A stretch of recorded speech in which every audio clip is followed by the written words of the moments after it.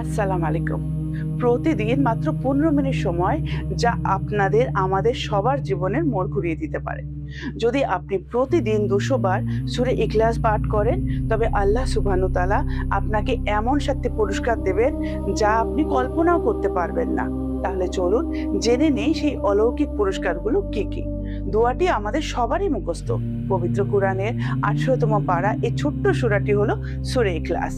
কুল আল্লাহু আহাদ, আল্লাহু সামাদ, লাম ইয়ালিদ ওয়া লাম ইউলাদ ওয়া লাম ইয়াকুল লাহু কুফুয়ান আহাদ। এই ৭টি পুরস্কার হলো ১ নম্বর রহমতের দরজা। আল্লাহ আমাদের সবার জন্য ৩০০টি রহমতের দরজা খুলে দেবেন। ২ নম্বর আযাব থেকে মুক্তি, রোগ বালাই, ঋণ ও ফিতনা থেকে মুক্তির জন্য ৩০০টি দরজা খুলে যাবে। ৩ নম্বর রিজিকের অভাব দূর, আল্লাহ আমাদের এমন জায়গা থেকে রিজিক দেবে যা আমরা কোনোদিনও কল্পনাই করতে পারবো না।